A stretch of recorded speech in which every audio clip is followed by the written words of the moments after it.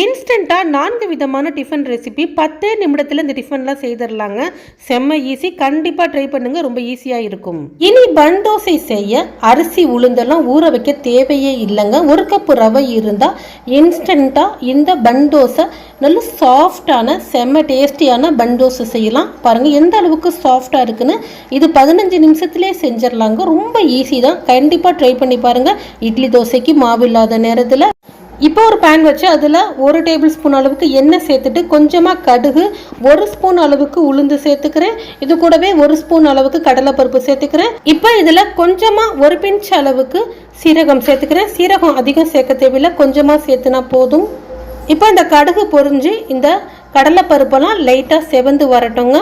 அந்த அளவுக்கு மிக்ஸ் பண்ணி கொடுத்துட்டு இதில் பச்சை மிளகாய் பொடியாக நறுக்குன்னா ஒரே ஒரு பச்சை மிளகாய் பொடியாக நறுக்கி சேர்த்துக்கிறேன். இது கூடவே ஒரு சின்ன பீஸ் இஞ்சி பொடியாக நறுக்கி சேர்த்துக்கிறேங்க. இப்போ இதில் ஒரு மீடியம் சைஸ் பெரிய வெங்காயம் நல்லா பொடியாக நறுக்கி சேர்த்துக்கோங்க. சேர்த்துட்டு லைட்டாக மிக்ஸ் பண்ணிக்கிறேன். இப்போ இதில் பொடியாக நறுக்குன கொத்தமல்லி தழை, கருவேப்பிலை இது ரெண்டுமே சேர்த்துக்கணும். நல்ல வாசமாக இருக்கும். இது போல் கொத்தமல்லி கருவேப்பிலையெல்லாம் சேர்க்கறதுனால பன் தோசை சாப்பிடும்போது டேஸ்டியாகவும் இருக்குங்க. இப்போ நல்லா மிக்ஸ் பண்ணிவிட்டு ஸ்டவ்வை ஆஃப் பண்ணிக்கிறேன். ஸ்டவ் ஆஃப் பண்ணிவிட்டு இதை ஆறட்டும். ஃப்ரெண்ட்ஸ், நிறைய பேர் நம்ம சேனலை பார்த்துட்ருக்கோங்க, ஃபாலோ பண்ணாமையே பார்க்குறீங்க. ஒரு ஃபாலோ கொடுத்துட்டு இந்த வீடியோ ஷேர் பண்ணி ஒரு லைக் கொடுத்துருங்க. இப்போ நான் ஒரு மிக்ஸி ஜார் எடுத்துக்கிறேன். அதில் 200 கிராம் அளவுக்கு 1 கப்பு ரவை சேர்த்துக்கிறேன். வறுத்த ரவை, வறுக்காத ரவை எது வேணாலும் சேர்த்துக்கலாம். இதில் 2 டேபிள் ஸ்பூன் அளவுக்கு பச்சரிசி மாவு சேர்த்துக்கிறேன், இடியாப்ப மாவு சேர்த்துட்டு அதே கப்பில் 1/4 கப்பு அளவுக்கு தயிர் சேர்த்துக்கிறேன். அதிகம் புளிப்புள்ளாத தயிராக சேர்த்துக்கோங்க. இப்போ அதே கப்பில் 1/2 கப்பு அளவுக்கு தண்ணி சேர்த்துக்கிறேங்க. இதை லைட்டாக அரைச்சி எடுத்துகிட்டு வந்துடுறேன். பாருங்கள் இது போல் இருக்கணும். இப்போ இதை ஒரு பவுலில் சேர்த்துக்கிறேன். ஃபுல்லாக பவுலில் சேர்த்துட்டு இப்போ இதில் உப்பு சேர்த்துக்கிறேன். ஒரு 1/2 ஸ்பூன் அளவுக்கு உப்பு சேர்த்து கொடுத்துக்கிறேன். உப்பை சேர்த்து கொடுத்துட்டு நம்ம வதக்கி எடுத்து வச்சுருக்கிறதையும் சேர்த்துக்கலாங்க. நல்லா ஆறி இருக்குது. சேர்த்துட்டு லைட்டாக மிக்ஸ் பண்ணிக்கிறேன். இது போல் லைட்டாக மிக்ஸ் பண்ணிவிட்டு இதை மூடி போட்டு ஒரு 10 நிமிஷம் வச்சிடணும். இந்த ரவை கொஞ்சம் ஊறி வரணும். அதனால ஒரு 10 நிமிஷம் மட்டும் வச்சுருந்தா போதும். இப்போ 10 நிமிஷம் கழித்து கொஞ்சமாக 1 பிஞ்ச் அளவுக்கு ஆப்ப சோடா சேர்த்துக்கிறேங்க. ஆப்ப சோடா சேர்க்கறதுனால இந்த பன் தோசை நல்லா சாஃப்டாக இருக்கும். இதில் 1 ஸ்பூன் அளவுக்கு லைட்டாக தண்ணி சேர்த்துட்டு நல்லா இப்போ மிக்ஸ் பண்ணிக்கிறேன். ஆப்ப சோடா சேர்க்குறது உங்களுடைய விருப்பம் தான், சேர்த்துனிங்கன்னா நல்லா சாஃப்டாக இருக்கும். இப்போ லைட்டாக இது போல் மிக்ஸ் பண்ணிவிட்டு நான் இப்போ ஆப்பம் சுடுற சட்டி தான் எடுத்துருக்கேன். அதில் 1 ஸ்பூன் அளவுக்கு எண்ணெய் சேர்த்துக்கிறேங்க. எண்ணெய் சேர்த்துட்டு மாவு இப்போ எடுத்து சேர்த்துக்கிறேன். நான் ஒரு 1.5 கரண்டி அளவுக்கு சேர்த்துக்கிறேன். ஒரு மீடியம் சைஸ் கரண்டியில் 1.5 கரண்டி அளவு சேர்த்துக்கிறேன். சேர்த்துட்டு இப்போ மூடி போட்டு அடுப்பை மீடியமாக வச்சுக்கோங்க. கண்டிப்பாக ஹையில் வச்சு செய்யாதீங்க. மீடியமாக வச்சு செஞ்சிங்கன்னா தான் நல்லா வெந்து வரும்.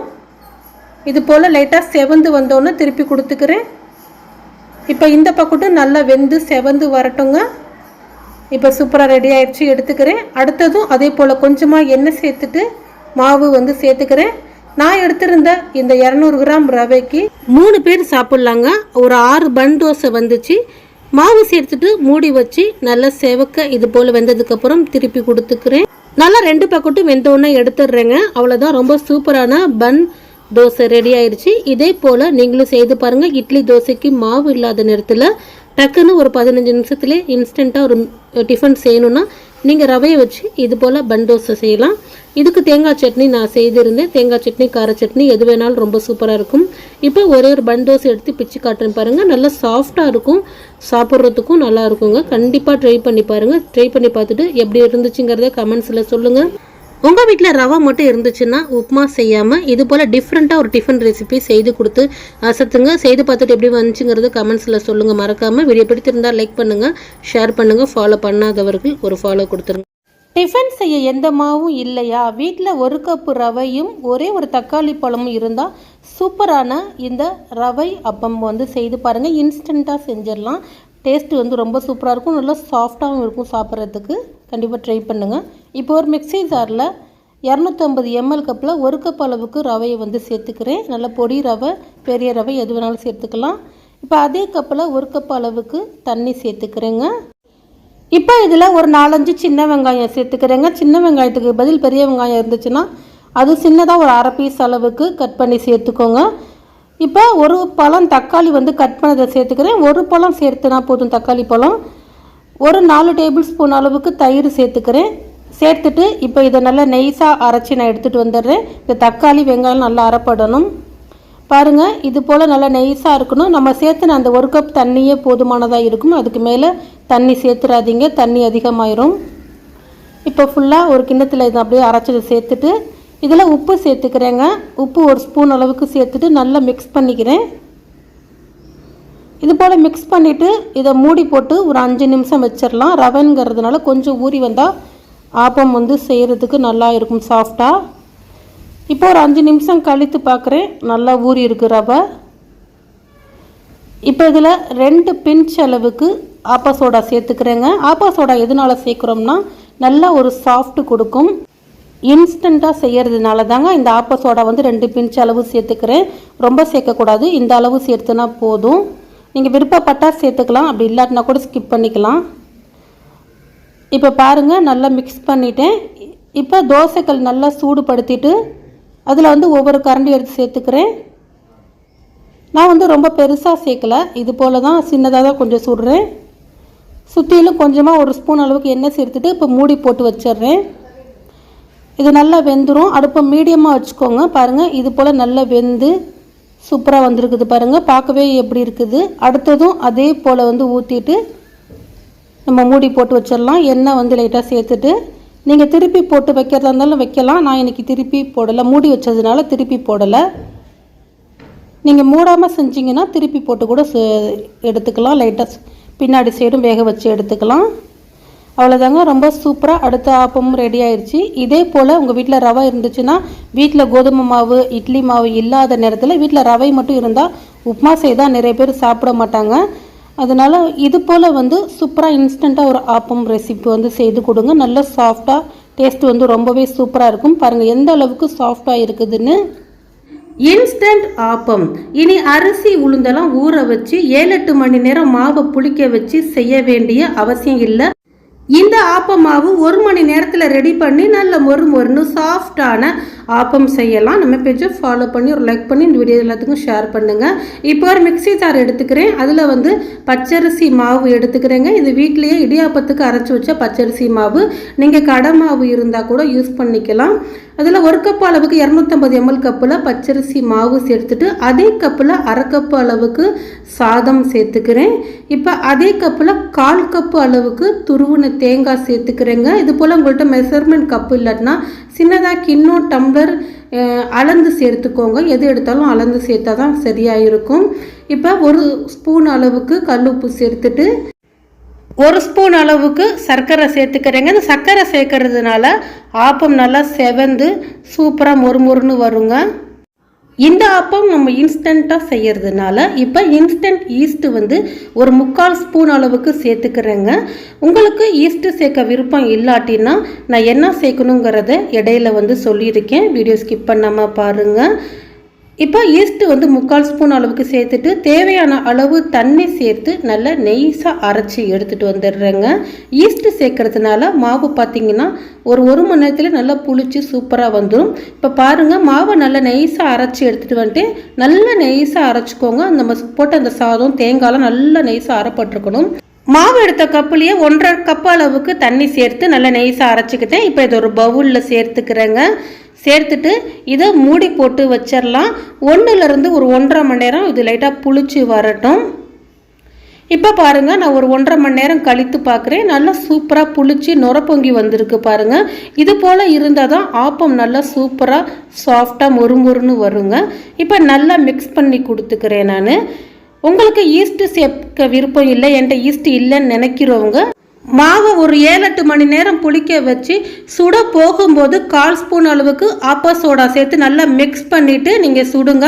ஆப்பம் நல்லா சாஃப்டாக சூப்பராக முறுமுறுன்னு வரும். இப்போ மாவை நல்லா மிக்ஸ் பண்ணிவிட்டு ஆப்ப சட்டியில் ஒரு 1.5 கரண்டி அளவுக்கு மாவு சேர்த்துட்டு இது போல் செய்து கொடுத்துக்கிறேன். ஆப்பம் போல் செய்து கொடுத்துட்டு நம்ம மூடி போட்டு வச்சிடலாம். நல்லா வெந்து வரட்டும். அடுப்பை மீடியமாக வச்சுக்கோங்க. மீடியமாக வச்சு நல்லா வேக வச்சு எடுத்துக்கிறேன். பாருங்கள், லைட்டாக செவந்து வந்திருக்கு. இப்போ ஆப்பம் சூப்பராக நல்லா சாஃப்டான ஆப்பம் ரெடி ஆயிடுச்சு. பாருங்கள், ஓரங்கள் நல்லா மொறுன்னு நடுவில் சாப்பிட்றதுக்கு நல்லா சாஃப்டாக சூப்பராக இருக்குங்க.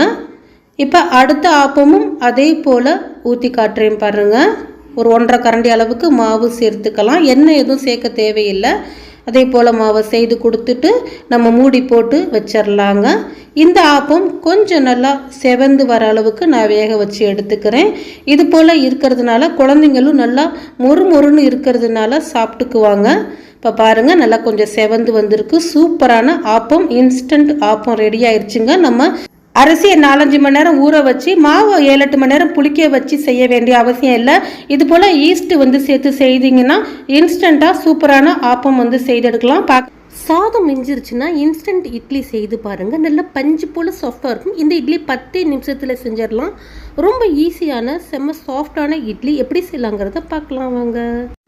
இப்போ ஒரு மிக்ஸி ஜார் எடுத்துக்கிறேன். அதில் இந்த கப்பில் 1.5 கப் அளவுக்கு மிஞ்சிய சாதம் சேர்த்துக்கிறேன். நீங்கள் நைட்டு செய்கிறதா இருந்தால் மதியம் வடித்த சாதம் சேர்த்துக்கோங்க. நீங்கள் பழைய சாதம் இருந்தாலும் சேர்த்துக்கலாம். இப்போ அதே கப்பில் 1 கப் அளவுக்கு தண்ணி சேர்த்து நல்லா நெய்ஸாக அரைச்சி எடுத்துகிட்டு வந்துடுறேன். பாருங்கள், இந்த பக்குவத்தில் இருக்கணும். இந்த அளவுக்கு நெய்ஸாக அரைச்சிக்கோங்க. சாதம் முழுசாக இருக்கக்கூடாது. இது அப்படியே இருக்கட்டும். இப்போது ஒரு பேனில் அதே கப்பில் சாதம் எடுத்த கப்புலேயே 1 கப் அளவுக்கு ரவையை எடுத்துக்கிறேங்க. நெய்ஸ் ரவை, கொஞ்சம் பெருசாக இருக்கிற ரவை, எந்த ரவை வேணாலும் நீங்கள் எடுத்துக்கலாம். இந்த ரவையை ரொம்ப நேரம் வறுத்து விட்டுறாதீங்க. ஒரு 2-3 நிமிஷம் மட்டும் லைட்டாக கலர் மாறாமல் அடுப்பை மீடியமாக வச்சு லைட்டாக வறுத்து கொடுத்துக்கோங்க. நான் எடுத்துருந்த ரவையோட அளவு 200 கிராம் அளவுக்கு இருக்கும். இப்போ லைட்டாக நல்லா வறுபட்டுருச்சு. இப்போ ஸ்டவ் ஆஃப் பண்ணிவிட்டு பார்க்குறேன். இது அப்படியே இருக்கட்டும். இது கொஞ்சம் ஆறி வரட்டும். இப்போ நம்ம அரைச்சி வச்சுருக்க அந்த சாதத்தில் அதே கப்பில் ரவை எடுத்த கப்புலேயே 1 கப் அளவுக்கு அதிகம் புளிப்புள்ளாத தயிர் 1 கப் சேர்த்துக்கிறேன். இப்போ நம்ம வறுத்து விட்ட ரவை லைட்டாக ஆறி இருக்குது, அதையும் சேர்த்துக்கலாம். ஃபுல்லாக எல்லாத்தையுமே சேர்த்துட்டு இப்போ இதுக்கு தேவையான அளவு ஒரு 1/2 டேபிள் ஸ்பூன் அளவுக்கு உப்பு சேர்த்துக்கிறேங்க. உப்பு சேர்த்துட்டு இப்போ அதே கப்பில் 1/2 கப் அளவுக்கு தண்ணி சேர்த்துக்கிறேன். 1 கப் எடுத்திருக்கேன், நான் 1/2 கப்பு தான் சேர்த்துனேன். இப்போ இதை லைட்டாக அரைச்சி எடுத்துகிட்டு வந்துடுறேன். பாருங்கள், இந்த பக்குவத்தில் இருக்கணும். அதிகம் தண்ணி சேர்த்து அரைச்சிடாதீங்க. இதை அப்படியே ஒரு பவுலில் ஊற்றி ஒரு 10 நிமிஷம் வச்சிடுறேங்க. ஏன்னா இது ரவை சேர்த்துருக்கனால கொஞ்சம் ஊறி வந்துச்சுன்னா இட்லி நல்லா சாஃப்டாக இருக்கும். இப்போ மூடி போட்டு ஒரு 10 நிமிஷம் கழித்து பார்க்கலாம். இப்போ ஒரு 10 நிமிஷம் கழித்து பார்க்குறேன். கொஞ்சம் லைட்டாக திக்காக இருக்குது. ஒரு கரண்டி வச்சு இது போல் அடித்து லைட்டாக மிக்ஸ் பண்ணி கொடுத்துக்கிறேங்க. இப்போ மாவுடைய பதம் சரியாக இருக்குது. இப்போ இந்த இட்லி உடனே நம்ம செய்யறதுனால மாவு புளிக்காததுனால நான் ஈனோ சேர்த்துக்கிறேங்க. ஈனோ ஒரு பேக்கெட் அளவுக்கு சேர்த்துக்கோங்க. சேர்த்துட்டு நல்லா மிக்ஸ் பண்ணிக்கிறேன். உங்களுக்கு ஈனோ சேர்த்த விருப்பம் இல்லாட்டினா நீங்கள் லைட்டாக ஆப்ப சோடா கூட ஒரு 1/2 ஸ்பூன் அளவுக்கு, சின்ன ஸ்பூனில் 1/2 ஸ்பூன் அளவுக்கு சேர்த்துக்கலாம். உங்களுக்கு ஈனோவும் ஆப்ப சோடாவும் சேர்க்க விருப்பம் இல்லாட்டினா ஒரு 2 மணி நேரம் மாவை புளிக்க வச்சு நீங்கள் இட்லி சுட்டிங்கனாலும் சூப்பராகவே வருங்க. இப்போ ஒரு இட்லி தட்டில் எண்ணெய் தடவி வச்சுருக்கேங்க. அதில் எடுத்து சேர்த்துக்கிறேன். நீங்கள் துணி போட்டு சுடுற இட்லி பாத்திரமாக இருந்தாலும் அதுலேயும் சேர்த்து வேக வைக்கலாம். மிஞ்சிய சாதத்தில் இவ்வளோ சூப்பரான இட்லி செய்ய முடியுமான்னு ஆச்சரியப்படணும். ஏன்னா அந்த அளவுக்கு சாஃப்டாக சாப்பிட ரொம்ப சூப்பராக இருக்கும். ஒரு சில நேரத்தில் நம்மளுக்கு இட்லி தோசைக்கு மாவு இல்லாத நேரத்தில் வீட்டில் சாதம் ரவையும் இருந்துச்சுன்னா இது போல் பஞ்சு போல் சாஃப்டான இட்லி செய்து பாருங்கள். இப்போ அடுத்த தட்டிலையும் எண்ணெய் தடவி வச்சுருக்கேன். அதில் ஊற்றிக்கிறேன். ஊற்றிட்டு இப்போ தண்ணி நல்லா இட்லி பாத்திரத்தில் கொதித்த உடனே இப்போ இட்லி தட்டை எடுத்து வச்சுட்டு 10லேருந்து ஒரு 12 நிமிஷம் வேக வச்சுக்கலாம். இட்லி சூப்பராக வெந்துடும். இப்போ மூடி வச்சுட்டு ஒரு 10 நிமிஷம் கழித்து பார்க்குறேன். ரொம்ப சூப்பராக பஞ்சு போல் சாஃப்டான மிஞ்சிய சாதத்தில் இட்லி ரெடி ஆயிடுச்சு. நீங்களும் இதே போல் இன்றைக்கே ட்ரை பண்ணுங்கள். உங்கள் வீட்டில் இட்லி தோசைக்கு மாவு இல்லாட்டினா நல்லா சூப்பராக வெந்திருக்குதுங்க. இதை லைட்டாக ஆற வச்சுட்டு எடுத்தோம்னா ரொம்ப அருமையாக இருக்கும். இதுக்கு உங்களுக்கு பிடித்த சட்னி, சாம்பார் எது வேணாலும் வச்சு சாப்பிடுங்க. ரொம்பவே சூப்பராக இருக்குங்க. கண்டிப்பாக ட்ரை பண்ணி பார்த்துட்டு எப்படி வந்துச்சுங்கிறத கமெண்ட்ஸில் சொல்லுங்கள். இந்த வீடியோ உங்களுக்கு ரொம்ப பிடித்திருந்தால், யூஸ்ஃபுல்லாக இருந்துச்சுன்னா உங்கள் ஃப்ரெண்ட்ஸ் அண்ட் ஃபேமிலி அனைவருக்கும் ஷேர் பண்ணுங்கள். ஃபாலோ பண்ணாதவர்கள் ஃபாலோ கொடுத்துட்டு லைக் பண்ணுங்கள்.